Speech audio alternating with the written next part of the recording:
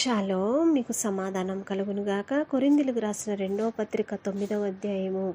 పరిశుద్ధుల కొరకైన ఈ పరిచర్యను గూర్చి మీ పేరు వ్రాయుటకు నాకు అగత్యము లేదు. మీ మనసు సిద్ధమై ఉన్నదని నేను ఎరుగుదును.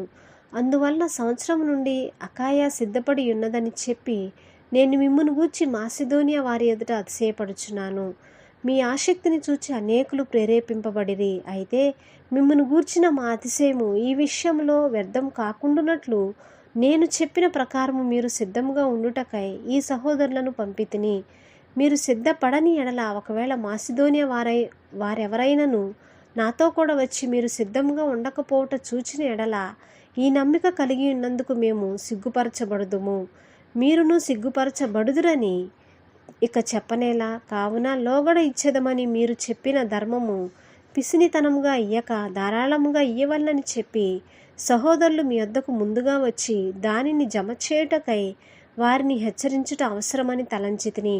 కొంచెముగా విత్తువాడు కొంచెముగా పంట కోయును, సమృద్ధిగా విత్తువాడు సమృద్ధిగా పంట కోయును అని ఈ విషయమే చెప్పవచ్చును. సణుగు కొనకయు బలవంతముగా కాకయు ప్రతివాడును తన హృదయంలో నిశ్చయించుకొనిన ప్రకారము ఇయ్యవలెను. దేవుడు ఉత్సాహంగా ఇచ్చువానిని ప్రేమించును, మరియు అన్నిటి యందు ఎల్లప్పుడూ మీలో మీరు సర్వ సమృద్ధి గలవారై ఉత్తమమైన ప్రతి కార్యం చేయుటకు దేవుడు మీ ఎడల సమస్త విధములైన కృపను విస్తరింపచేయగలడు. ఇందు విషయమై అతడు వెదజల్లి దరిద్రులకిచ్చెను, అతని నీతి నిరంతరము నిలుచును అని వ్రాయబడి ఉన్నది. విత్తువానికి విత్తనమును తినుటకు ఆహారమును దయచే దేవుడు మీకు విత్తనం దయచేసి విస్తరింపజేసి మీరు ప్రతి విషయంలో పూర్ణ ధార్య భాగ్యము గలవారగినట్లు మీ నీతి ఫలములు వృద్ధి పొందించును. ఇట్టి ఔదార్యము వలన మా ద్వారా దేవునికి కృతజ్ఞతాస్తుతులు చెల్లింపబడును.